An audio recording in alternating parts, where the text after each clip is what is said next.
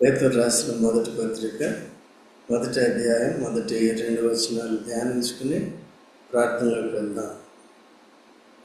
యేసుక్రీస్తు అపోస్తలుడైన పేతురు, తండ్రి అయిన దేవుని భవిష్య జ్ఞానమును బట్టి ఆత్మ వలన పరిశుద్ధత పొందిన వారే విధేయులగుటకు, యేసుక్రీస్తు రక్తం వలన ప్రోక్షింపబట్టుకును ఏర్పరచబడిన వారికి, అనగా పొంతు, గలతీయ, కప్పదోకియ, ఆసియా, బితూనియా అను దేశంలో ఎందు చెదిరిన వారిలో చేరిన యాత్రికులకు శుభమని చెప్పి వ్రాయినది. మీకు కృపయు సమాధానమును విస్తరిల్లునుగా. ఇక్కడ ప్రతి మాటలో కూడా ఎంతో ఆత్మ సంబంధమైన అర్థాలు ఉంటున్నాయి. వాటన్నిటినీ కూడా మనం చూసుకొని మనం ఆ రీతిగా ఆ సత్యాన్ని కలిగి ఉండేవారుగా ఉండాలి. యేసుక్రీస్తు అపోస్తలులు మనకు తెలుసు, బైబిల్లో 15 మంది ఉన్నారు. మొట్టమొదటి అపోస్తలులు ఎవరు? యేసుక్రీస్తు ప్రభు. హెబ్రీ 3:1 ఉంటుంది, యేసుక్రీస్తు ప్రభుని అపోస్తలుగా పంపాడు. అపోస్తలు అంటే అర్థం ఏంటంటే పంపబడినవాడని అర్థం. అపోస్తలుగా పంపే అధికారము కేవలం ముగ్గురికి ఉంది. ముగ్గురు ఎవరంటే దేవుని యొక్క త్రిత్వంలో తండ్రి, కుమార, పరిశుద్ధాత్మ, ఈ ముగ్గురికే ఉంది. అందుకని తండ్రి అయిన దేవుడు యేసుక్రీస్తు ప్రభుని మనందరి పాపాన్ని పరిహారం చేయాలని, ధర్మశాస్త్ర నీతి విధి నెరవేరబడినట్లుగా మన పక్షంగా యూదులు కానీ అన్యజనులు కానీ అందరి కొరకు తాను దేవుని గొర్రెలుగా వధింపబడి పాపాన్ని పరిహరించాలని, అందరి పాపాలకి క్షమాపణ కలుగునట్లుగా తాను శిక్ష భరించాలని యేసుక్రీస్తు ప్రభువును పంపించాడు. అలాగే లోకంలో పరిశుద్ధుడిగా జన్మించి పరిశుద్ధుడిగా జీవించి పవిత్రంగా తన దేహాన్ని సజీవ యాగంగా మనందరి కొరకు సెలవులు అర్పించుకున్నాడు. కనుక యేసు రక్త ప్రోక్షణ కిందికి వచ్చిన మనము, యేసు రక్తంలో మన పాపాలను కడుక్కొని ఆత్మశుద్ధి పొందిన మనము, శరీరానికి ఆత్మకే కలిగిన కల్మషం నుండి కడగబడిన మనము పరిశుద్ధులము, దేవుని ప్రజలము, పరసంబంధమైన ప్రతి ఆశీర్వాదానికి పాత్రలు. ఇంకా యేసుక్రీస్తు ప్రభు ఏం చేశాడంటే 12 మంది శిష్యుల్ని ఏర్పరచుకున్నాడు. ఆ సంఖ్య ఇంకా కలపడానికి లేదు. వీరు ఏర్పరిచిన తర్వాత కలపడానికి లేదు. అపోస్తలు ఇప్పుడు కూడా పునాది అనమాట. సో మనం సజీవురాడు కనుక ఇప్పుడు పునాది మీదే మనం ఉండాలి. కానీ మళ్ళీ మనం పునాది రాళ్ళలాగా నేను కూడా అపోస్తలుని, నేను కూడా ఇదే అదే చెప్పుకోవడం, ఇవన్నీ వట్టి మాటలు, నిష్ప్రయోజనం, దేవుని తీర్పులోనికి వచ్చాయి. ఇలాగా చాలామంది పాస్టర్లు, సేవకులు, వీళ్ళు వాళ్ళు కూడా ఈ బిరుదులు పెట్టుకోవడంలో చాలా ఇష్టపడుతున్నారు. అది మంచిది కాదు. మీరంతా సహోదరులని కూడా యేసు ప్రభు చెప్పాడు మత్తయి సువార్త 23వ అధ్యాయంలో. ఈవెన్ అపోస్తలు కూడా అపోస్తలత్వాన్ని బట్టి గర్వించకూడదు, అతిశయించకూడదు, గొప్ప చెప్పుకోకూడదు అని కూడా చెప్పాడు. అందుకని వీళ్ళు దేని మనసుతో ఆ రీతిగా చెప్తున్నారు. ఆ 12 మంది యేసు ప్రభు పంపించాడు. దాంట్లో కలపడానికి తీయటానికి లేదు. యూదా ఇస్కరియోతు తొలగిపోయినప్పుడు ఆ ప్లేస్లో కేవలం యూదా ప్లేస్లో ఒక్కరిని చేర్చారు, మత్తయి అని. తర్వాత పరిశుద్ధాత్మ ఇద్దరిని ఏర్పరచుకున్నాడు. అంత్యోక సంఘంలో ఉన్నప్పుడు బర్నబాను, తర్వాత అపోస్తలుడైన పౌలును కూడా ఏర్పరచుకున్నారు. అపోస్తల కార్యములు 14:14 ఉంటుంది అన్నమాట. వీళ్ళు ఎందుకంటే చర్చ్ ప్లాంటేషన్, స్థానిక సంఘాలని స్థాపించారు. అక్కడికి వెళ్ళి సువార్త చెప్పి ప్రతి ఊరిలో రక్షణ నమ్మిన వారికి బాప్తిసం ఇచ్చి వారిని సమాజంగా సమకూర్చి ఈ విధంగా ఆరాధించాలని, ప్రార్థించాలని, సంఘంగా సువార్త చెప్పాలని వారిని ఆ రీతిగా సమకూర్చి వారు వెళ్ళిపోతూ ఉంటారు.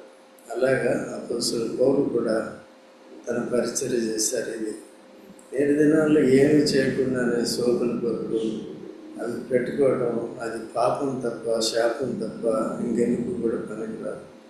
సో అటువంటి వారికి కూడా ఈ భక్తులని వారు వీళ్ళు కూడా అమాయక భక్తులు కాబట్టి అయ్యగారు అని ఎంతో వాడిని దేవుడి కంటే ఎక్కువగా చూసేవారుగా ఉంటారు. అంతేగాని తమకంటే ఎక్కువగా చూసుకునేవారుగా ఉంటారు. అవన్నీ కూడా అవసరం ఉంటారు. వారు మనకు పరిచారకులుగా ఉండాలి తప్ప వారి ద్వారా దేవుడు వారికి జీతం ఇస్తాడు కనుక వారి పరిచయం ఏదో వారు చేస్తున్నారు. దేవుడినే మనం కనపరిచే రీతిగా ఉండాలి. ఇది ఇలాగా 15 మంది అపోస్తలులు. ఈ 12 మంది అపోస్తలులు యేసుక్రీస్తు ప్రభు యొక్క అపోస్తలులు. అందుకని ఇక్కడ పర్టికులర్గా చెప్తాడనమాట, యేసుక్రీస్తు అపోస్తలుడని. నేను తండ్రి అయిన దేవుని అపోస్తలులు కాదు, పరిశుద్ధాత్మ అపోస్తలులు కాదు. ఎవరండి? యేసుక్రీస్తు అపోస్తలులు అని చెప్తాడు. సో మీరు చదువుకున్నప్పుడు ఇవన్నీ దీంట్లో ఉన్న భావాలు కొన్నిసార్లు అర్థం కాకపోవచ్చు. అందుకనే సంఘం ద్వారా నేర్చుకోవడం మంచిది. పేతురు తండ్రి అయిన దేవుని భవిష్యత్ జ్ఞానమును బట్టి, తండ్రి అయిన దేవుడు భవిష్యత్ జ్ఞానం. తండ్రి అయిన దేవుడు భవిష్యత్ జ్ఞానం అంటే ఈ లోకాన్ని సృష్టించాడు. ఈ లోకం యొక్క భవిష్యత్తు ఏంటి? తన పోలికలో మానవుని చేశాడు. తన భవిష్యత్తు ఏంటి? సమస్తాన్ని కూడా ఎరిగినవాడు కనుక ఎప్పుడు ఏం జరగబోతుందో అనేది ఆయనకు తెలుసు. భవిష్యత్ జ్ఞానం కలిగినవాడు. ఆదాము పాపం చేస్తాడని, తర్వాత ఆయన్ని విమోచించాలంటే యేసుక్రీస్తు ప్రభు లోకానికి రావాలని ఇదంతా ఎరిగినవాడు. అందుకనే భూమి పునాదులు వేయబడక ముందే, జగదుత్పత్తికి ముందే వధింపబడిన దేవుని గొర్రెపిల్ల అనే మాట ఉంటుంది. ఇదంతా భవిష్యత్ జ్ఞానాన్ని బట్టి ముందే అన్నిటినీ కూడా సిద్ధపరిచాడు. నేను ఇలా మనిషిని చేస్తాను, తన సొంత చిత్తాన్ని ఉపయోగించుకుంటాడు, నా నుండి దూరం అయిపోతాడు, నాశనానికి వెళ్తాడు. వాడిని తప్పిపోయిన మానవుని రక్షించడానికి నా కుమారుని పంపిస్తాడు. ఆయన సంపూర్ణమైన విధేయత చూపిస్తాడు, పవిత్రంగా జీవిస్తాడు, అందరి పాపాన్ని తాను పరిహరిస్తాడు. తిరిగి క్రీస్తులు అందరినీ సంపాదించుకుంటాను, వారిని పరలోక రాజ్యాన్ని చేసుకుంటాను, నాకు యాజక రూపకంగా వారిని చేసుకుంటాను అని ఇదంతా కూడా. అందుకనే దేవుని వాక్యంలో దేవుని యొక్క భవిష్యత్ జ్ఞానం అంతా ఉంటుంది. సృష్టించినప్పటి నుంచి కూడా మనం చూసుకోవచ్చు. అందుకనే ప్రకటన గ్రంథంలో దేవుడు ఏమంటుందంటే వర్తమాన భూత భవిష్యత్ కాలంలో ఉండే దేవుడు, ఇప్పుడు అప్పుడు ఎల్లప్పుడూ కూడా ఉండే దేవుడు. ఈ లేఖనాలు మనకి దేవుని యొక్క భవిష్యత్ జ్ఞానాన్ని అంతటినీ కూడా తెలియజేస్తున్నాయి. జరిగిన వాటిని, జరుగుతున్న వాటిని, జరగబోయే వాటి అన్నిటినీ కూడా తెలియజేస్తున్నాయి.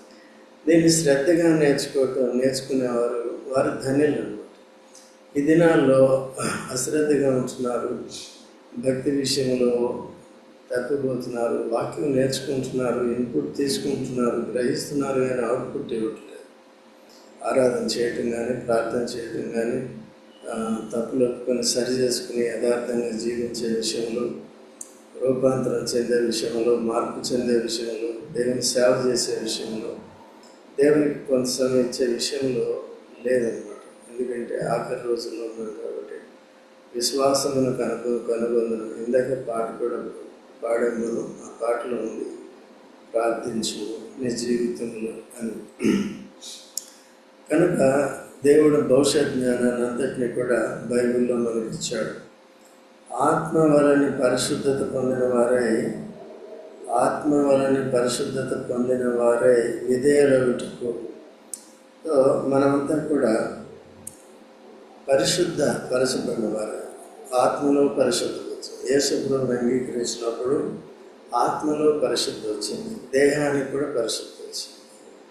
మనం చూసుకుంటూ ఉంటాం. ఈ సూత్రాలు చాలా ఇంపార్టెంట్ అన్నమాట. ఏవో కథలు కాదు కానీ సూత్రాలు చాలా ఇంపార్టెంట్. 2 కొరింథీ 7:1 మనందరికీ తెలుసు. ఈ వాగ్దానములు మనకు ఉన్నవి కనుక మనము దేవుని భయముతో ఆత్మకు శరీరములకు కలిగిన సమస్త కల్మషము నుండి పవిత్రపరచుకును. ఆత్మకి శరీరానికి కల్మషం, ఆత్మీయ వ్యభిచారం, శరీర వ్యభిచారం. శరీరం లోకంతో చేస్తుంది వ్యభిచారం, ఆత్మ విగ్రహాలతో చేస్తుంది, లేకపోతే దేవుడు లేడంటుంది. ప్రకృతి సంబంధంగా మనిషి ఆలోచిస్తాడు. అయితే మనం ప్రకృతి సంబంధాలుగా ఉన్నప్పుడు, యేసుప్రభుని అంగీకరించినప్పుడు మన ఆత్మ కలిగిన కల్మషాన్ని, శరీర కల్మషాన్ని కడిగి మనల్ని నూతనపరిచాడు, నూతన వ్యక్తులుగా చేశాడు, నూతన సృష్టిగా చేశాడు. ఆత్మలో మనల్ని బ్రతికించాడు. శరీరంలో కూడా మనం మార్పు చెంది ఈ జీవితాంతం కూడా శరీరాన్ని ఆత్మకు లోపరుచుకోవాలి. ఆత్మ ఎప్పుడు కూడా పవిత్రంగా ఉండేటట్టుగా మనం చూసుకోవాలి. అట్లా విధేయతను బట్టి వస్తుంది. దేవునికి విధేయులు కావాలి, దేవుని వాక్యానికి విధేయులు కావాలి. అందుకనే తక్కువ నేర్చుకుంటే తక్కువ విధేయత అని కొంతమంది ఏదో అలా కుటిలత్వాన్ని చూపిస్తూ ఉంటారు. అలా నీ బాధ్యత నేర్చుకోవాల్సింది. నిన్న కూడా చూసాం, 7 రోజులు కూడా వారు ఏ రొట్టె తినాలి? పులియని రొట్టెలు తినాలి. మనం కూడా దేవుని వాక్యాన్ని, సుబోధన, మంచి బోధన ఏం చేయాలి? పరిచయాల బోధలు, శాస్త్రుల బోధలు, ఏ రోజు బోధలు మనం తీసుకోవాలి. మత్తయి సువార్త 16వ అధ్యాయంలో ఉంటుంది. సో ఆ రొట్టెల గురించి శిష్యులు కూడా అపార్థం చేసుకుంటారు. రొట్టెలు ఉన్నాయంటే ఆ విధంగా అపార్థం చేసుకుంటారు.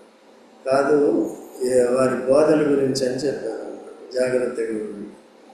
సో అందుకనే మనం జాగ్రత్తగా ఉండాలి. తర్వాత యేసుక్రీస్తు రక్తం వల్ల ప్రోక్షింపబట్టుకును. యేసుక్రీస్తు రక్తం వలన ప్రోక్షింపబట్టు. మనందరినీ పాత నిబంధనలో వారు సంహారక దూత నుంచి ఇశ్రాయేలు తప్పించుకోవాలంటే, వారి ఇంట్లో మరణం ఉండకుండా ఉండాలంటే, జ్యేష్ఠ కుమారుడు, జ్యేష్ఠ సంతానం ఏదైనా సరే చనిపోకుండా ఉండాలంటే గొర్రెపిల్ల రక్తాన్ని ప్రోక్షించాలి. నిర్దోషమైన గొర్రెపిల్ల రక్తాన్ని ప్రోక్షించాలి. దాన్ని ప్రతి ఇంటికి ఒకరు వధించాలి. బీదలైతే పొత్తులో దాన్ని వధించి ఆ రక్తాన్ని వారు ద్వారబంధాలకి, నిలువు కమ్మకి పూసుకోవడం ద్వారా ఆ విధంగా వారు, అది ఒక రకంగా సిలువకి గుర్తుగా ఉంటుంది. అలా పూసుకోవడం ద్వారా సంహారక దూత వారిని దాటిపోయాడు. అలాగే మనం ఇప్పుడు అడ్డకమ్మి, నిలువు కమ్మి మన ఇంటికి కాదు, కానీ చాలామంది ఇళ్లలో, ఊర్లలో ఎక్కడెక్కడ చూసినప్పుడు ఆచారాలను పాటించేవారు. తలుపు మీద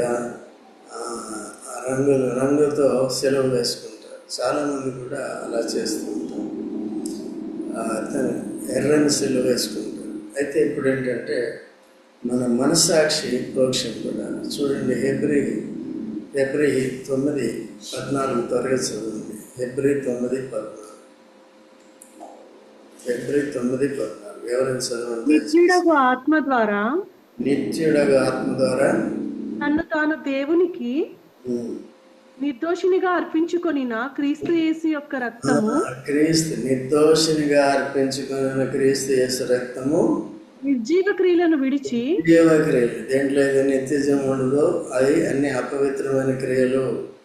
సో కాబట్టి ఇక్కడ నిత్య జీవాన్ని పొందే క్రియలు ఉంటాయి. తర్వాత పాపం చేసే పాప క్రియలు మరణాన్ని, ఆత్మకి శరీరానికి కూడా మరణం తీసుకొస్తాయి. కాబట్టి యేసుక్రీస్తు యొక్క రక్తము, మనం ఆల్రెడీ నిర్జీవ క్రియల్లోనే ఉంటూ వచ్చాము. ఎప్పుడైతే యేసుప్రభుని అంగీకరించామో, యేసుప్రభు యొక్క అమూల్య పవిత్రమైన రక్తాన్ని మన మనసాక్షిలో ప్రోక్షించుకున్నాము, మన పాపాలను ఒప్పుకున్నాము, క్షమించి మనల్ని నిర్దోషులుగా తీర్చాడు. మనసాక్షిని నిర్మలంగా చేశాడు, పవిత్రంగా చేశాడు. ఎందుకు చేశాడు? తర్వాత చదువున్నాం. నిర్జీవ క్రియలను విడిచి జీవము గల దేవుని సేవించుటకు. జీవం గల దేవుని పరిశుద్ధతతో సేవించాలి, కానీ పరిశుద్ధులు సేవించాలి, కానీ అపవిత్రమైన క్రియలు, నిర్జీవమైన క్రియలతో దేవుని సేవించాలి. ఈనాడు చాలా విశ్వాసులు సంఘాలు నడిపించే నాయకుల మీద ఆధారపడుతుంది. ఎక్కువ క్రైస్తవులు కూడా నిర్జీవ క్రియలు చేస్తున్నారు. నిత్య జీవానికి లింక్ ఉండదు.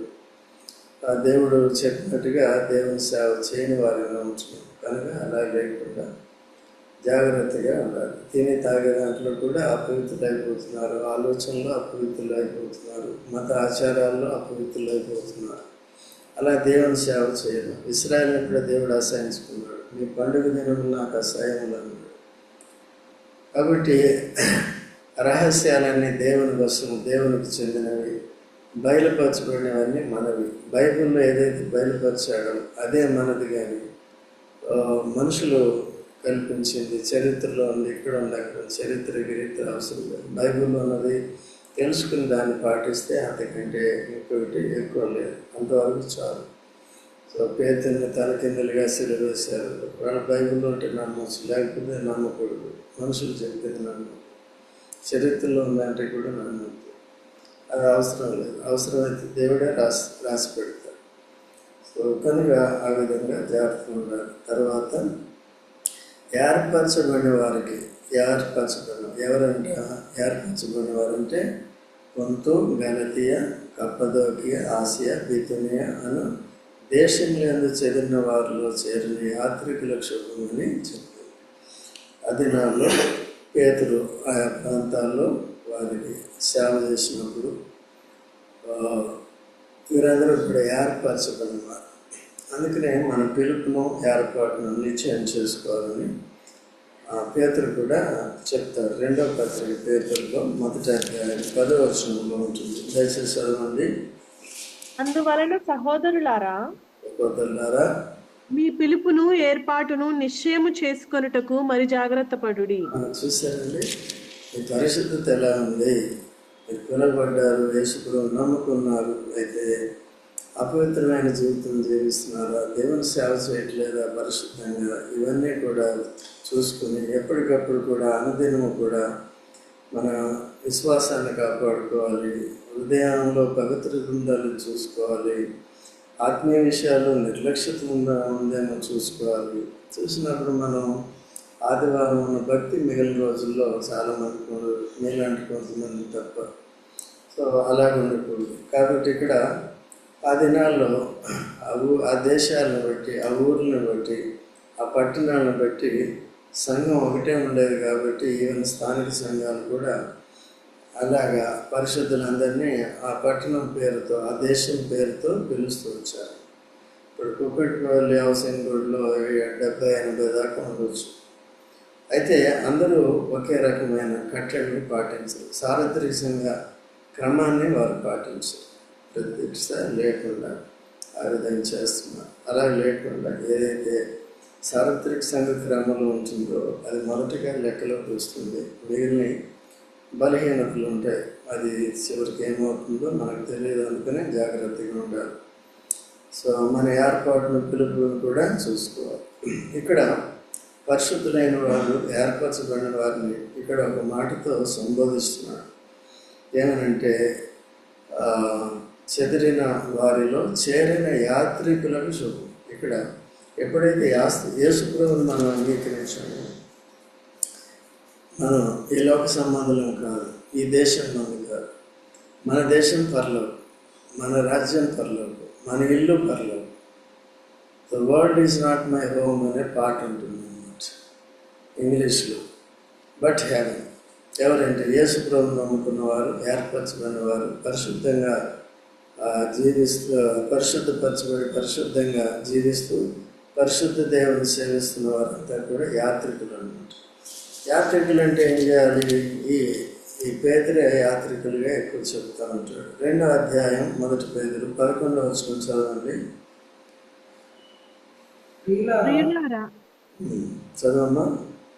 ప్రియులారా, మీరు పరదేశులను యాత్రికులునై ఉన్నారు గనుక ఆత్మకు విరోధముగా పోరాడు శరీరాశలను విసర్జించి అన్యజనులు మిమ్మల్ని. కాబట్టి ప్రియులారా, మీరు పరదేశంలో యాత్రికులై ఉన్నారు కదా. ఇప్పుడు లోకమేనాదని ఎంత పోరాడుతున్నారు? దేశభక్తి ఎంత ఉంటుంది? ఉండాలి, పర్వాలేదు. కానీ అది ముందు పరలోక భక్తి ఉండాలి. పరిశుద్ధ దేవుని ఎరిగే వ్యక్తి ఉంటారు. శాశ్వతంగా ఉండేది అక్కడ.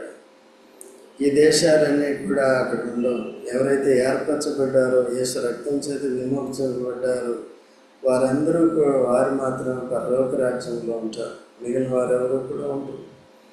కాబట్టి ఇక్కడ ఉన్న దాన్ని బట్టి అతిశయించుకోదు. ఇక్కడ మనం యాత్రికులము, పరదేశులు కనుక ఆత్మకు విరోధంగా పోరాడు శరీరాశను విసర్జించాలి. శరీరము ఆత్మకి విరోధంగా పనిచేస్తూ అపవిత్రమైన వాటిని కోరుకుంటుంది. సో అలా మనం ఈ విషయాలన్నీ కూడా చాలా జాగ్రత్తగా ఉండి మన ఆత్మ రక్షణ కొరకు, ఆత్మ పరిశుద్ధత కొరకు సో ఎప్పుడూ కూడా ఈ శరీరాన్ని అదుపులో పెట్టుకోవడం, దేవుని భయం చేత పవిత్రతను కొనసాగించుకోవటం. ఇక్కడ మనం యాత్రికులు, పరదేశంలోని ఈ దేశం మంది కాదని దీన్ని అంటిపెట్టుకోకుండా పరలోకాన్ని హత్తుకొని పరలోకం వైపు చూస్తూ యేసుప్రభు రెండో రాకడ కొరకు ఎదురు చూస్తూ పవిత్రంగా మనం జీవించబద్దులమే ఉన్నాం. సో ఈ విషయాలు మర్చిపోకుండా గుర్తుపెట్టుకున్నాం. ఆ విధంగా మనం దేవుని సేవ చేద్దాం. క్రీస్తులో స్థిరంగా ఉన్నాం. ప్రార్థన చేసుకున్నాం.